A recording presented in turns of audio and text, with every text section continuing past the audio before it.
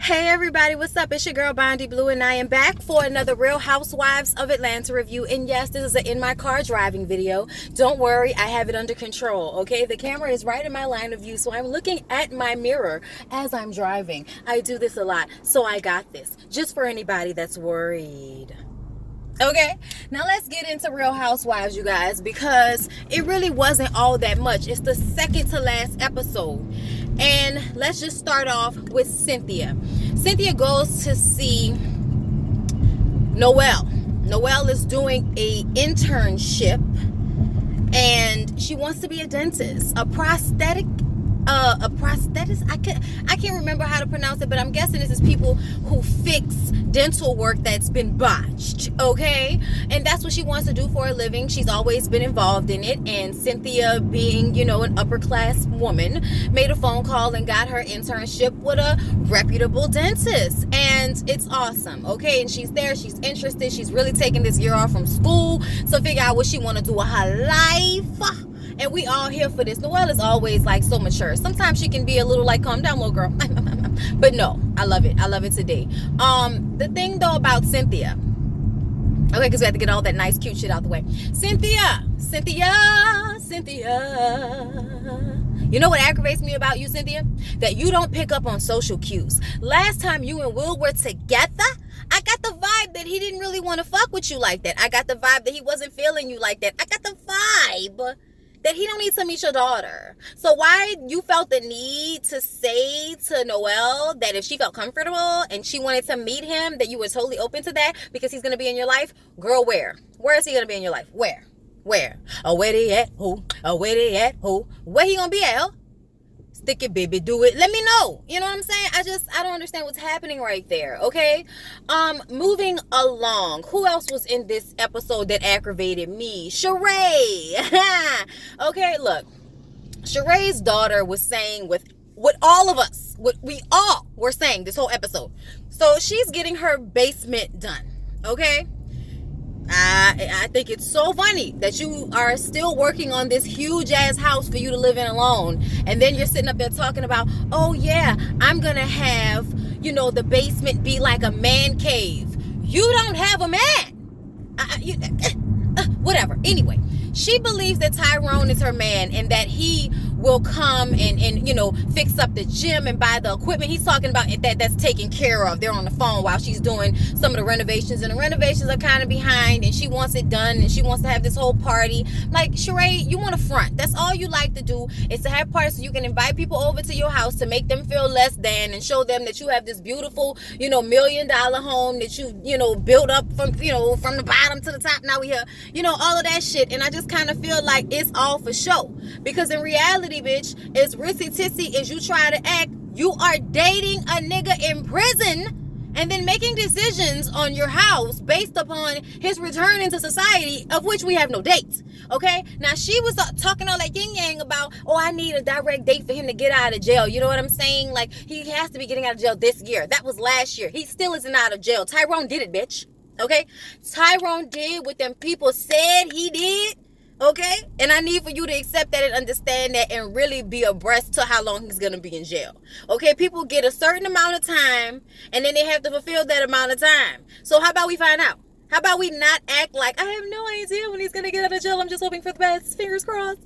You know what I'm saying? But while I'm building my house up, I'm going to create a space for him. You know what I mean? And just him talking about, oh, I got that. Nigga, you ain't got no money. You in jail. Like, this is not like back in the day when drug dealers would hide most of their loot somewhere where the police wouldn't be able to find it in unmarked cash bills and have somebody they trust to sleep over it every night until they get out of jail, or have somebody at homeboy throw money to the old lady every now and then because you saved his life, back when y'all was kids, and now he is forever indebted to you, so he would never think about stealing the money that you trusted him with to take care of your family while you in jail. You know what I'm saying? Like, I'm sorry I went deep with that, but that's not where we at with this. And Sheree just blew my mind. And when she talked to her daughter about it, her daughter is like, really? Out of all the fish in the sea, and you picked jailbait. I was like, yeah. Her daughter is hilarious. Her daughter is very mature. And I really feel like Sheree did a good job with her children, essentially. I really, really do. But I'm still not going to act like it didn't bother me that she had all white friends and she had to go to a HBCU in order to get, feel her culture, to get in contact with who she is as a young African American woman. That upsets me. Because I feel like the first place you're supposed to learn about being black is your parents. Okay? Your parents. Even if your parents are white, they supposed to tell you, look, we love you. We not like them. But in this world, there are people, a bunch of people, that feel that your success is their downfall. Because you're not supposed to have that. They're supposed to have that because your skin is darker. So they're going to try to find ways to fuck up your life.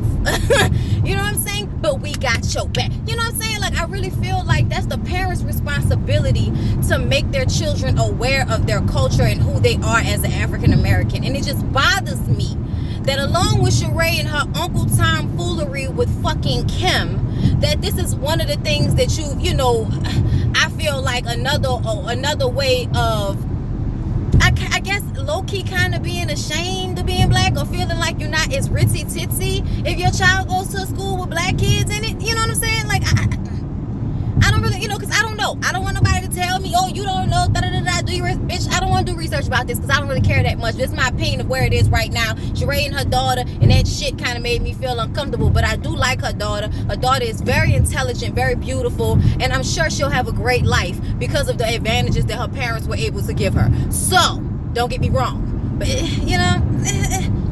moving along, y'all, okay? Kandi wants to buy up some more property in Atlanta and continue being the boss that she is so she can keep getting you hoes fired, okay? And she wants to buy up some property in an area that's about to be up and coming because it's rumored that Google is about to put a headquarters in Atlanta somewhere. And I'm like, girl, for real? let me look around. Shit, let me see what's popping. Y'all, I want to work for Google. Like, I would love to work for Google or work for like YouTube at a headquarters and shit because they have like the best workspaces. Like, at least the ones I've seen on the computer and on YouTube and stuff, they have great workspaces. And I just love people that appreciate their employees. I really do. And Google seems to appreciate their employees. But yeah, anyway. So she wants to buy a property, and they kind of get to talking about the whole Nene situation again. And Todd expresses and Dawan expresses how they all were for it blowing over and Nene staying on the tour. I kind of feel like maybe they would have let her sit out a few tours and then come back. You know what I'm saying? Just to let it die down a little bit, because I feel like we're not even thinking about that anymore. And if she wanted to come back and do comedy, I don't think everybody's going to be like, no, we're not going to put money behind her. I don't think that's not the reality of the situation. So I agree with Kandi and them that they could have, waited it out to see what possibly could have happened if she would have came back on the tour. But, it's a moot point at this point, but I think it just goes to show the relationship between Nene and Kandi is becoming something stronger than just, oh, we work buddies. I'm cool with her when we filming. I'm cool with her when we're taping. And I hope so, because I feel like as two strong entrepreneurial women, like at the end of the day, I respect Nene's grind and hustle so very, very much. I do think that she has now been made aware that you have to do these small clubs and be around people that will just tell you anything. You have to get used to that before you can actually call yourself a comedian. I think she's aware of that now. And I really hope that she continues to have as much success as she can have. You know what I mean? It's the same thing with Porsha. Porsha is doing the Two Can Play That Game play, and is really acting with some serious and real actors. And I think it's great for them all to be experiencing and having jobs and making money in different places and doing things that they otherwise probably would not have been able to do if it wasn't for the platform that they're on. Because I feel like there are a lot of people out there that should have been comedians or should have been actresses, but they weren't living in LA. They didn't have the right backing. And let's be real, a lot of the jobs aren't there for African American women. So the ones that are already, cemented into the fabric of the entertainment business, a lot of the times those are the only women that get the jobs. It's rarely you see a new and up and coming black actress, on a regular, as much as you see new and up and coming white actresses that get parts. So I mean, it's just the reality of the situation. And I feel like as much as people don't like reality TV and they like to say it's a negative, I really think that it created a platform platform for black women to strive in a way that before they were not given the opportunity. So I just, I gotta notice that and be happy and proud about that. So y'all do y'all thing, you know what I'm saying? And Todd made a good point that the president can say things, and other, people that are in greater places of power can say things that other people don't agree with, and they don't lose their jobs. You know what I mean? It is unfair, and I do think that sometimes people take things so to heart, and these days everybody is so sensitive. I agree with that, but I also feel like we can't just call people sensitive all the time, because I can't stand when people say that shit about black people, like, oh, we sensitive. Are you fucking kidding me right now? Do I need to have you sit down and watch a history book, Rosewood? Like, come on, bro, give me a fucking break here. Like, I hate the way people act like just because, African Americans are now successful, that changes the systematic racism that takes place in the country, or just the overall feeling of being the only black people in white spaces. Like, you know what I'm saying? Like, white people have to go to certain areas, but black people can be anywhere and be the only black person, or a handful of black people in a room full of white people. At least in my life, that's how I often feel. So, you know what I mean? But I don't even want to get into that. That's a whole nother video for a whole nother day, baby. Let me get off my soapbox, okay? Back to the show. So that's what's going on with Nene and Todd and Cynthia and Sheree. Now let's get on Kenya. Kenya is having her PSA, which she turned it into like a long form PSA for domestic violence. And you remember, it was like the last time she had a really big taping was when she did the PSA, and Sheree was there and had her back injury thing, and Cynthia's mom was there, and Cynthia's mom talked about her, experience, and Shamia talked about her experience. It was just a very, it was just a great aspect of the show to do. I really did feel like, oh, this is good. They're gonna get some cool points for this shit.